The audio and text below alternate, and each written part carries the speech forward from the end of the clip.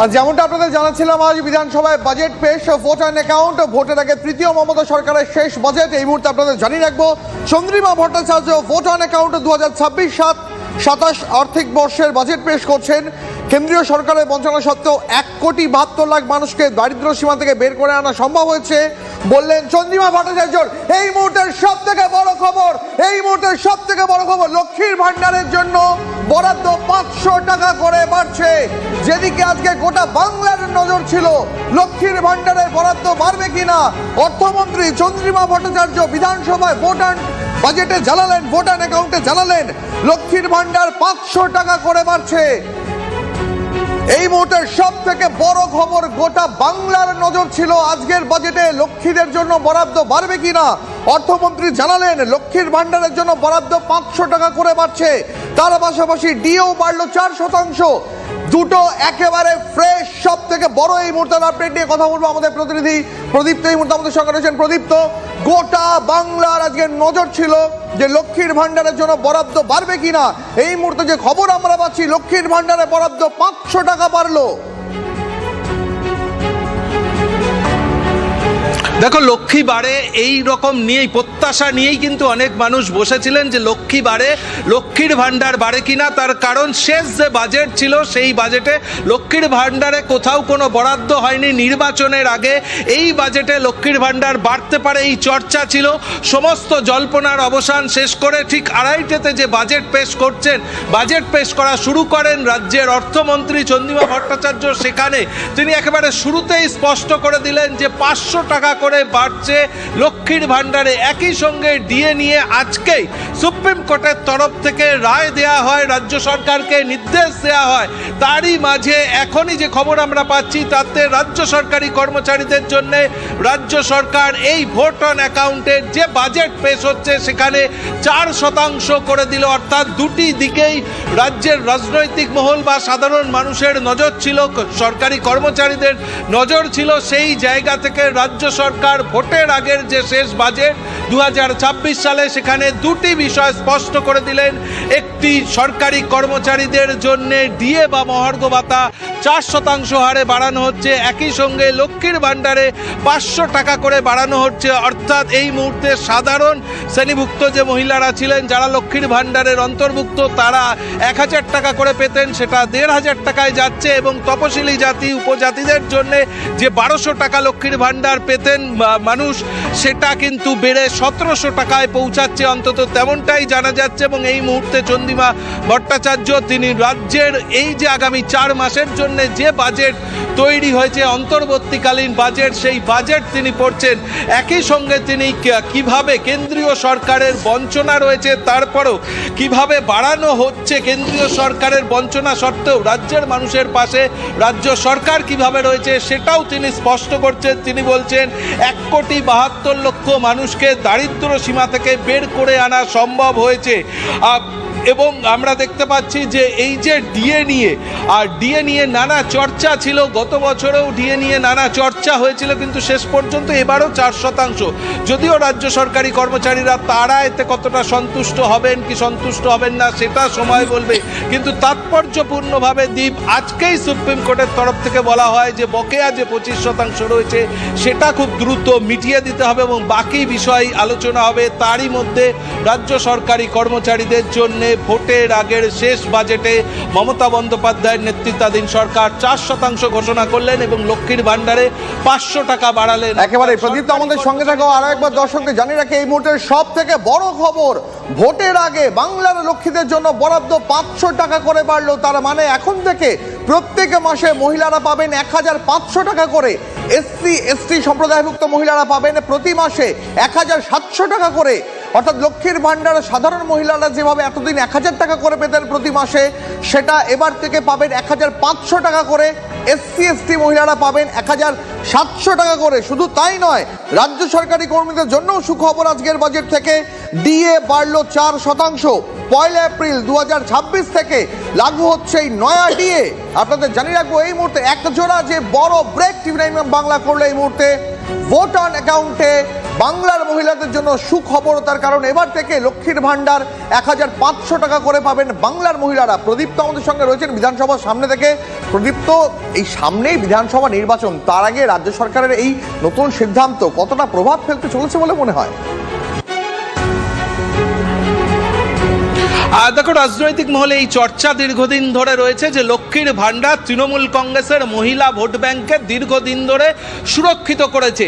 আজকে যে 500 টাকা করে বাড়লো, সেই সুরক্ষা কি কোথাও গিয়ে আরও বেশি করে বাড়লো কিনা, সেই চর্চা রাজনৈতিক মহলে চলছে এবং সেটার প্রভাব নির্বাচনে কতটা পড়লো সেটা ভোটের ফল প্রকাশের পর দেখা যাবে হয়তো। কিন্তু কোথাও গিয়ে এটা স্পষ্ট হচ্ছে যে লক্ষ্মীর ভান্ডারকে ভিত্তি করে এই রাজ্যে তৃণমূল কংগ্রেসের যে সরকার, তার যে ভিত শক্ত হয়েছে, সেই ভিতকে আরও কোথাও শক্ত করার চেষ্টা করলেন মমতা বন্দ্যোপাধ্যায়ের নেতৃত্বাধীন আর রাজ্য মন্ত্রিসভা কিনা তা নিয়ে চর্চা চলছে। তবে এর প্রভাব নির্বাচনে পড়তে চলেছে এটা মোটামুটিভাবে বলে দেওয়া যায়। তার কারণ একথাও অনেকের মুখে বলতে শোনা যায় যে মমতা বন্দ্যোপাধ্যায় যেভাবে মহিলাদের স্বনির্ভর করেছেন সেটা হয়তো শহরে বসে বোঝা যায় না, কিন্তু গ্রামের একটি মহিলার কাছে এই 1500 টাকা, অর্থাৎ 1000 থেকে যেটা বেড়ে 1500-এ পৌঁছালো, 1200টা 1700 টাকায় পৌঁছালো, সেটার কতটা গুরুত্ব আছে হয়তো গ্রামে গেলে বোঝা যায়। ফলে সেই ভোট ব্যাংক প্রদীপ্ত, আমি তোমার কাছে আসবো। এই মুহূর্তে আমরা রাজনৈতিক প্রতিক্রিয়াও নেবো এক এক করে। এই মুহূর্তে আমাদের সঙ্গে বিজেপি নেতা রাহুল সিনহা রয়েছেন। রাহুল বাবু, এই মুহূর্তে সব থেকে বড় খবর, আসন্ন নির্বাচনের আগে যে ভোট অন অ্যাকাউন্ট, সেই ভোট অন অ্যাকাউন্টে লক্ষ্মীর ভান্ডারে বরাদ্দ 500 টাকা করে বাড়লো। আপনারা কিভাবে দেখছেন বিষয়টাকে? দেখুন, 500 টাকা বাড়ুক আর যে টাকাই বাড়ুক, বাংলার মা বোনেরা এবার প্রতিজ্ঞা নিয়ে নিয়েছে, লক্ষ্মীর ভান্ডার নিয়ে অলক্ষ্মী তাড়ানোর শপথ নিচ্ছে লোকেরা। অতএব লক্ষ্মীর ভান্ডার তো নেবে, তাতে দিয়ে অলক্ষ্মী তাড়াবে, এই প্রতিজ্ঞা বাংলার মানুষ করে নিয়েছে। শেষ অঙ্কে একটা চেষ্টা করছে যদি কোন রকম ভাবে ঘুষ দিয়ে সরকারে ফিরে আসা যায়। এর থেকেই বোঝা যাচ্ছে সরকার যে থাকবে না, সরকার যে পড়ে যাবে, এটা বিলক্ষণ বুঝতে পেরেছে তৃণমূল সরকার। আর সেই কারণে এই লক্ষ্মীর ভান্ডার দিয়ে কোন রকম ভাবে আবার একটা জয় আনার চেষ্টা করছে। কিন্তু ঘুঘু বারবার ধান খায় না, আর ন্যাড়া বেলতলা দিয়ে বারবার যায় না, এই প্রবাদের মতো সত্য আর কিছু হতে পারে না। সেই কারণে লক্ষ্মীর ভান্ডারের টাকা বাড়িয়ে আর অলক্ষ্মীর প্রবেশ বাংলাতে মা বোনেরা করতে দেবে না। অতএব অলক্ষ্মী তারা। অনেক ধন্যবাদ আপনাকে। আপনাদের জানিয়ে রাখবো, এই মুহূর্তে সব থেকে বড় যে খবর আমরা লাগাতার নজর রেখেছি, জেনারেল ক্যাটাগরির মহিলাদের জন্য এখনো প্রতি মাসে 1500 টাকা করে লক্ষ্মীর ভান্ডার এবং SC STদের জন্য এবার থেকে প্রতি মাসে 1700 টাকা করে লক্ষ্মীর ভান্ডার। তার কারণ এই ভোট অন অ্যাকাউন্টে লক্ষ্মীর ভান্ডারের জন্য বরাদ্দ 500 টাকা করে বাড়ানো হলো। ফেব্রুয়ারি 2026 থেকে প্রত্যেকের জন্য বাড়ছে লক্ষ্মীর ভান্ডার। এর পাশাপাশি রাজ্য সরকারি কর্মীদের জন্য সুখবর, DA 4% হারে বাড়লো।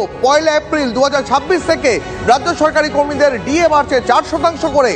প্রদীপ্ত আমাদের সঙ্গে রয়েছেন। প্রদীপ্ত, আমরা বিজেপির বক্তব্য এর আগেও শুনেছি একাধিকবার, বিজেপি নেতারা শুভেন্দু অধিকারী হন, সুকান্ত মজুমদার হন, তারা বলেছেন বিজেপি সরকার ক্ষমতা এলে লক্ষ্মীর ভান্ডারকে দ্বিগুণ করা হবে, আরো বেশি করা হবে, এমন কথা তারা একাধিকবার বলেছেন।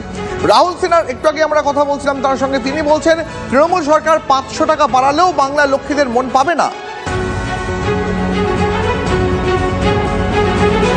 দেখো, বিজেপির তরফ থেকে বারংবার এই দাবি করা হয়েছে যে টাকা মমতা বন্দ্যোপাধ্যায়ের সরকার এই লক্ষ্মীর ভান্ডারে দেয় সেটা আমাদের সঙ্গে আসবো তোমার কাছে। এই মুহূর্তে সিপিএম নেতা সুজন চক্রবর্তী আমাদের সঙ্গে রয়েছেন। সুজন বাবু, ভোটের আগে লক্ষ্মীর ভান্ডারের জন্য বরাদ্দ 500 টাকা করে বাড়ালো রাজ্য সরকার, কিভাবে দেখছেন বিষয়টা আপনারা? দেখার কিছু নেই তো, লক্ষ্মীর ভান্ডারটা কালীঘাটের পয়সায় হয় না, 35টা প্লটের পয়সায় হয় না, কারোর ব্যক্তিগত সম্পত্তি নয়। সরকারের যে খরচ করার কথা মানুষের ওয়েলফেয়ারের জন্য, সুবিধের জন্য, সেইটা করছে না। তাহলে গরিব মানুষের টাকা যেভাবে ব্যবহার করা উচিত সাস্টেইন করার জন্য সেটা যখন করছে না, 500 টাকা, উনি তো বলেছিলেন গোয়াতে 5000 টাকা দেবেন, উনি তো বলেছিলেন গোয়াতে 5000 টাকা দেবেন, তো এখানে তো তার 1500 হলো।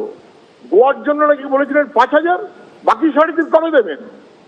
এবার মানে এগুলো সব লোক দেখানো কারবার বলে আমি মনে করি। দিয়েছে, ভালো করেছে, কিন্তু আরো বেশি দেওয়া উচিত ছিল। সুজন বাবু, আমি আরো একটা বিষয়, আপনি তো লক্ষ্মীর ভান্ডারটা নিয়ে বললেনই, আমি আপনাকে আরো একটা বিষয় নিয়ে আপনার প্রতিক্রিয়া চাইবো।